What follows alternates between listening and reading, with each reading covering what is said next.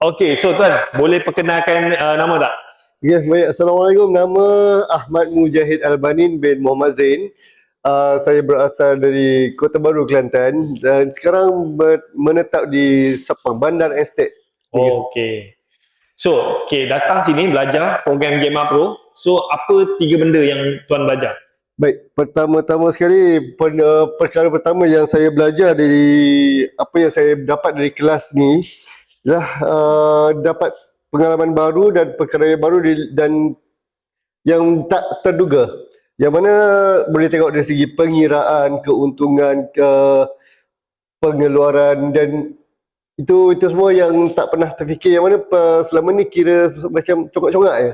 Okey. Congak-congak je. Congak-congak Okey. je. Congak-congak je, tetapi bila masuk kelas ni baru saya tahu cara untuk buat pengiraan sebenar, cara untuk dapatkan, cara untuk melipatkan, macam tu lah.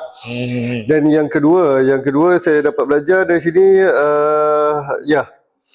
kesedaran untuk saya catat setiap apa yang transaksi yang berlaku, yang apa yang saya buat, apa yang keluar, apa yang masuk, apa yang kena catat semua. Okey. Dan yang ketiga yang ditekankan dalam kelas ni lah. Dan yang ketiga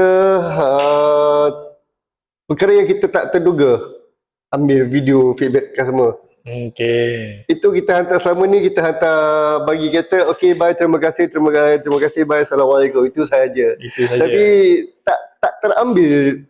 Cik boleh minta feedback apa semua, tak terfikir, tak terduga benda tu. Okey. So pada saya ia amat berbaloi untuk join bersama kelas ni. Bayaran bagi saya lebih sangat berbaloi lah. Untuk bayaran yang sebanyak 3,000 tu, bayaran kelas 3,000 tapi ilmu yang dicurahkan lagi berbaloi. Alright. So pasal sistem semua tadi faham tak? Nak guna laman web apa semua tu?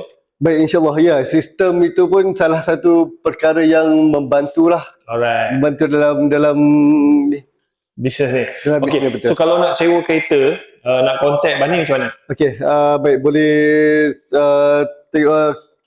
hubungi saya terus di talian 011 7117 7115. Banyak satu tu. Alright, baik, thank you. Baik, terima Okey, thank you kasih. Tuan. Alright, pula.